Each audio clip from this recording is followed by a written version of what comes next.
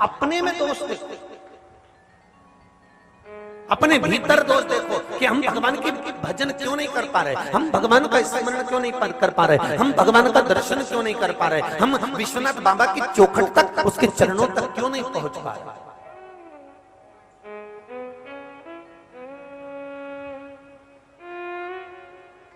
आखिर क्या कमी है हमारे भीतर, कौन सी ऐसी कमी रह गई कि हमें भगवान क्यों नहीं मिल पा रहा। तुम्हें नींद आ रही है बहुत तेज और बच्चे गदर कर रहे हैं, बच्चे चिल्ला चोट कर रहे हैं, बच्चे सोने नहीं देते, तो तुम क्या करोगे? बच्चों को डांटोगे कि नहीं डांटोगे? अरे बोलो तो जम के बोलो जरा, डांटोगे ना? तुम्हें नींद तेज आ रही है, बहुत तेज नींद आ रही है और बच्चे गदर कर रहे हैं, तो तुम बच्चों को डांट दोगे और बच्चों को डांट दिया और बच्चे चुप ही हो जाएंगे। और तुमको बहुत तेज नींद आ रही है, बहुत तेज नींद आ रही है और मक्खी तुम्हें परेशान कर रही है, अब क्या करोगे?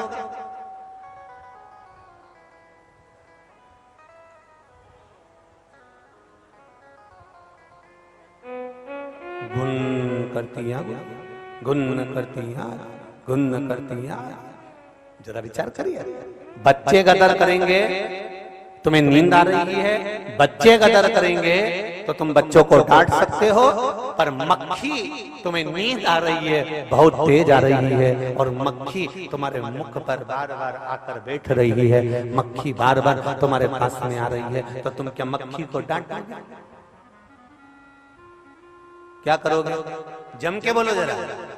मक्खी बार बार आ रही है तो तुम मक्खी को नहीं डांटोगे, जो चद्दर पड़ी हुई है, जो रजाई पड़ी हुई है, जो कम्बल पड़ा हुआ है, अपने मुख पर डालोगे और सो जाओगे। उसी तरह जब हम सत्संग करने बैठते हैं, भजन करने बैठते हैं, कई लोग कहते हैं हमारा मन थोड़ी देर लगता है फिर नहीं लगता, अर्थात बच्चों को तो तुमने डांट लिया पर मक्खी को नहीं डांट पा रहे हो। इसलिए निवेदन है, जब तुम्हारा मन ना लगे, जब तुम्हारा चित्त ना लगे, भगवान की भक्ति की ओर मन ना लगे, उस समय पर शिव महापुराण का कम्बल ओढ़ना और थोड़ी देर आराम कर देखना, आपको आनंद की अनुभूति हो जाएगी। जब भटको मार्ग से, कहीं इधर उधर विचलित हो रहे हो, कहीं मार्ग से भटक रहे हो, उस समय पर शिव तत्व को जानने के लिए शिव महापुराण की कथा को श्रवण करना ही पड़ेगा, भगवान शंकर की कथा को सुनना ही पड़ेगा, ये निश्चित था।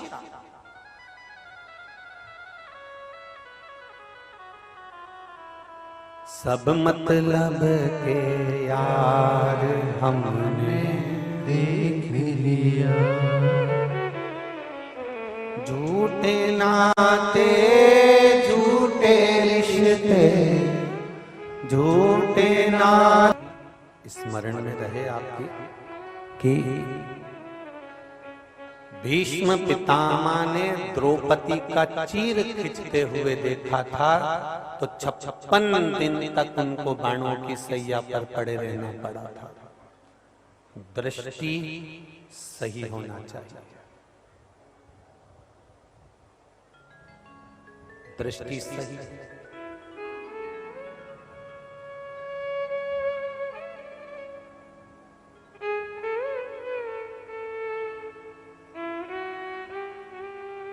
हमारी दृष्टि जहां गड़बड़ हो जाती है, वहां फिर भगवान के मिलन का कोई सुख नहीं होता।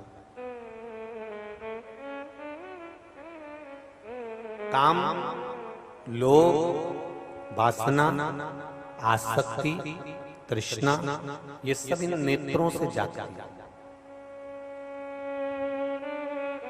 अजामिल की कथा कहती है, पूरा जीवन उसने भगवान के भजन में निकाल दिया। अजामिल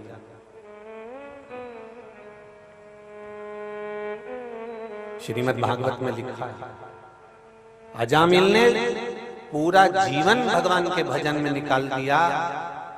एक गड़बड़ी हो गई कि एक वैश्या के घर के सामने से निकल गया और वैश्या की सुंदरता पर लोभित हो गया। अब जरा विचार करिए, जिसने पूरी जिंदगी भजन किया, जिसने पूरा जीवन स्मरण किया, जिसने पूरा जीवन भगवत भजन में लगा दिया, जिसने पूरी जिंदगी बचपन भजन में गया, उसका पूरा बचपन भगवान की भक्ति में चले गया, केवल जवानी की दहलीज पर चरण रखा था, युवान अवस्था में पांव रखा था और सत्संग में डूबा हुआ था, भजन में डूबा हुआ था, तप साधना में डूबा हुआ था, दृष्टि वैश्या के दरवाजे से निकल कर जाता था, रोज निकल कर जाता था, अलग रास्ते से जाता था, आज रास्ता चेंज कर दिया और रास्ता बदला, और वहां रास्ता बदलने के बाद एक वैश्या के द्वार पर, वैश्या के दरवाजे के सामने देखा क्यों भीड़ हो रही है, क्या कारण है,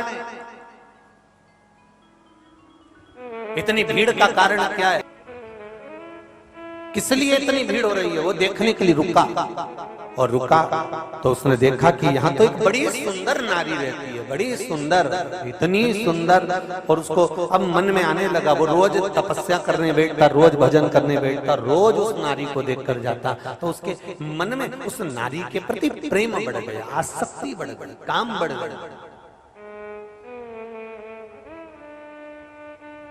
केवल श्रीमद् भागवत कथा के अजामिल ही एक ऐसे नहीं थे जिनके भीतर देखकर रुचि बढ़ी। श्रीमद् भागवत में एक पात्र और है, श्री ध्रुव जी महाराज।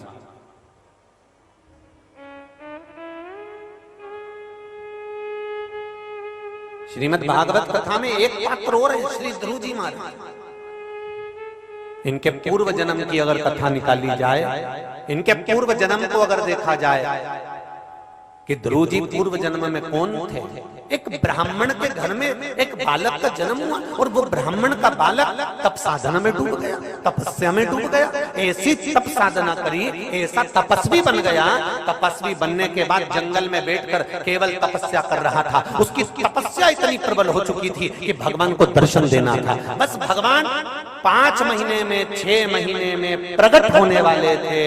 इतने में तो क्या हुआ कि जिस वन में वो बैठकर तपस्या कर रहा था, उसी वन में नगर का राजा, राजा का पुत्र युवराज उस नगर में, उस जंगल में आया, और जंगल में अपनी कुटिया बनाकर, एक झोपड़ा बनाकर उस जंगल में मृगा करने के लिए वहां रहने लगा। वहां उसके साथ में राजसी ठाठ था, पूरा आनंद था, और इतने में इसके नेत्र खुल गए। नेत्र खुलकर तपस्वी ने देखा कि कोई यहाँ रह रहा है, पता करा तो युवराज है, उसके पास में सारा ठाठ था, सारा वैभव था।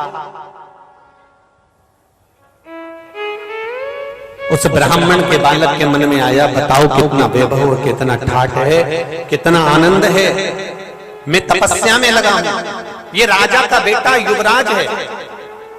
और उसके मन में आ गया तपस्या करते करते कि एक बार मैं भी युवराज बनकर ये सारा सुख भोगना चाहता हूं, एक बार मैं भी युवराज बनकर ये सारा सुख भोगना चाहता हूं। बस उसके मन में तपस्या करते करते, साधना करते करते, आराधना करते करते ये भाव प्रकट हो गया कि मुझे एक बार ऐसा युवराज पद मिलना चाहिए। और बस तपस्या भंग हो गई और उसका अगला जन्म ध्रुव के रूप में हो गया। बाल्यावस्था में ही भगवान ने उसको दर्शन दे दिया, बाल्यावस्था में ही भगवान ने उसको दर्शन दिया। क्यों? क्योंकि उसकी तपस्या का मूल प्रारंभ समाप्ति पर था।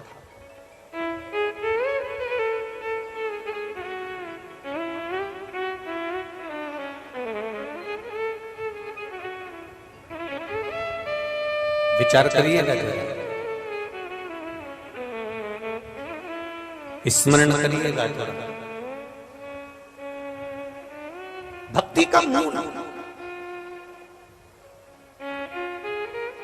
भक्ति का सुख।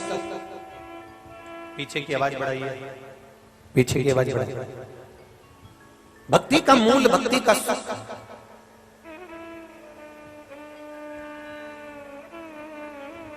पीछे की आवाज बढ़ाइए। भक्ति का जो मूल है, भक्ति का जो सुख है, वो आनंद है। महाराज शिव तत्व कह रहा है, भगवान शंकर की कथा कह रही है, तपस्या करते करते, तप करते करते अजामिल का ध्यान वैश्या में चले गया। अजामिल का स्मरण वैश्या में पहुंच गया। तपस्वी तप करते करते उसका ध्यान राजा के पुत्र में चले गया और तपस्या भंग हो गई। तप भंग।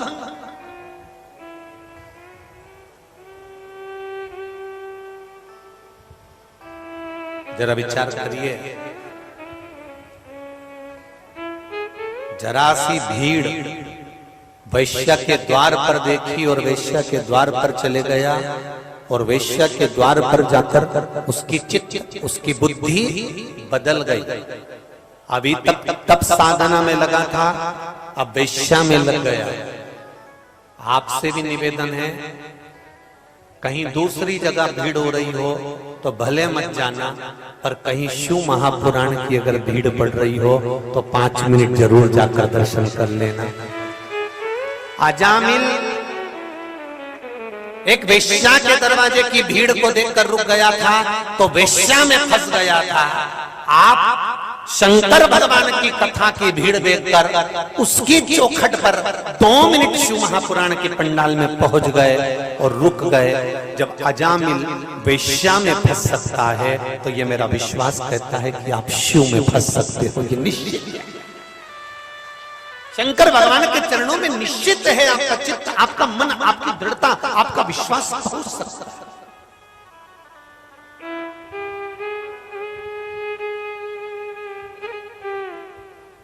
एक पत्र आया, ये हमने ज्यादा पत्र तो पढ़े नहीं क्योंकि आज ट्रैफिक में फंस गए थे तो आने में थोड़ा सा देरी हो गया, तो पत्र नहीं पढ़ पाए, पर जो पत्र 3 एक पढ़े हैं बाकी के सब याद रखते।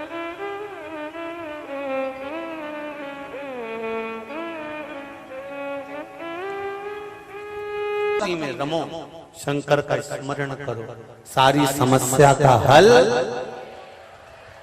एक लोटा जल आप शिव जी को समर्पित कर रहे हैं, भगवान शंकर को चढ़ा रहे हैं, निश्चितता है कि आपको उसका सुख, उसका आनंद प्राप्त होगा, ये निश्चित है।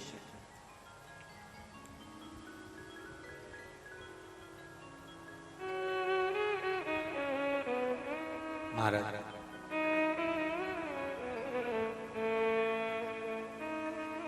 शिव कथा कह रही है, अजामिल ने वैश्या के स्वरूप को देखकर उससे विवाह करने की मन में ठान ली थी। उसी तरह जिस दिन हमारा देवाधिदेव महादेव में ये चित्त चले जाए, ये मन चले जाए, ये बुद्धि चले जाए, प्रयास करना कि हम देवाधिदेव महादेव के हो जाएं और महादेव हमारा हो जाए, फिर कोई बीच में पर्दा नहीं।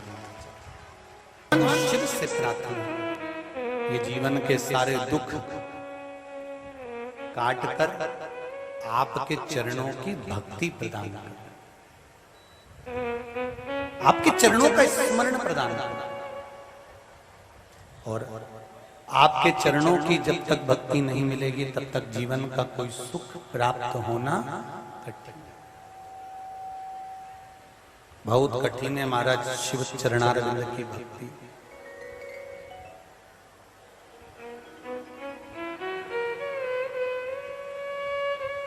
देखिए, विदल और उत्पल ये 2 असुर ऐसे हैं कि जिन्होंने माता पार्वती जी की सुंदरता देखकर उनकी ओर आसक्त होते,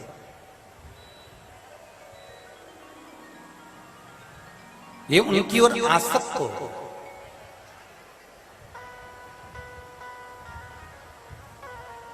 विदल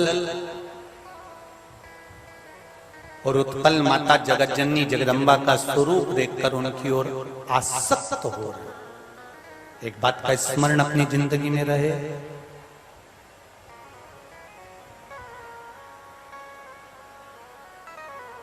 अभी नवरात्रे गए हैं, नवरात्रे में आपने माँ देवी का स्वरूप देखा होगा, माँ दुर्गा का स्वरूप देखा होगा, माँ भवानी का स्वरूप देखा होगा। काशी में देवी जी बैठती हैं, कहीं कहीं यहाँ बैठते हैं, तो आपने माता रानी का स्वरूप देखा होगा, कितनी सुंदर है। हमारे यहाँ के शास्त्र तो यहाँ तक कहते हैं कि तेरी प्रतिमा इतनी सुंदर। आप करो, खूब स्मरण करो, खूब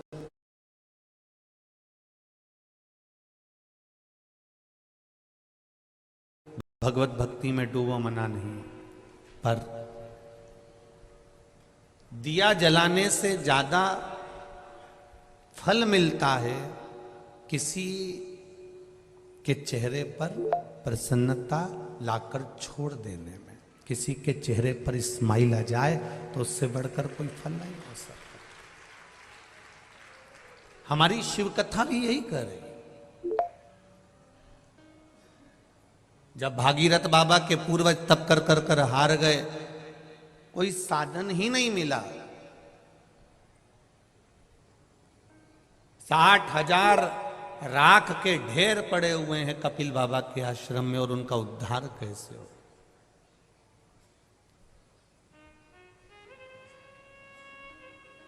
और उनके उद्धार का कोई साधन होना चाहिए। उनका उद्धार हो कैसे?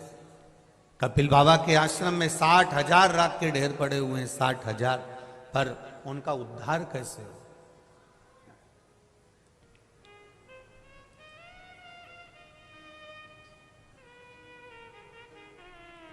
क्योंकि उनके भीतर भागीरथ जी के मन में एक भक्ति का एक भाव प्रकट था कि मुझे अपने पूर्वजों के उद्धार के लिए गंगा को लाना है। जैसे आपके भीतर की भक्ति है, जैसे आपके भीतर का विश्वास है, आपके भीतर की दृढ़ता है, आपके भीतर का विश्वास है, तभी तो ये पूरा पंडाल जो इन कार्यकर्ताओं ने बनाया, 1 2 3 पंडाल जो बनाए हैं, उससे बाहर तपतपाती हुई धूप में भी आप लोग बैठकर कथा का रस तत्व ग्रहण कर रहे हो। ये आपकी भक्ति ही तो है, ये आपकी अविरल भक्ति है, ये आपका विश्वास है।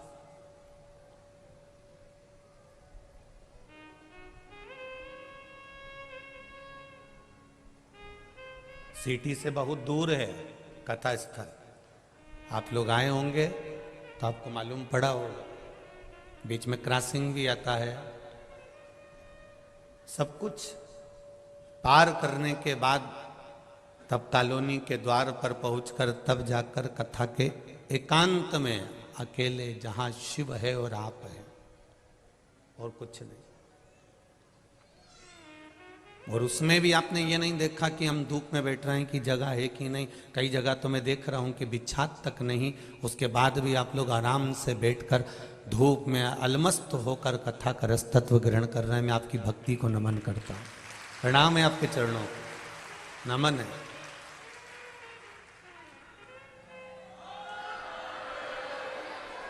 और यही शिव भक्ति है,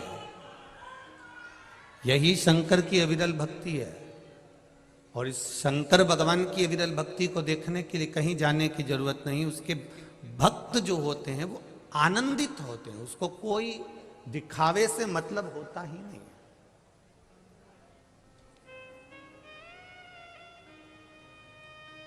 60,000 राख के ढेर कपिल बाबा के आश्रम में पड़े हुए हैं, और भागीरथ जी महाराज जी विचार में लगे हुए हैं कि गंगा एक बार आ जाए और मेरे ये 60,000 का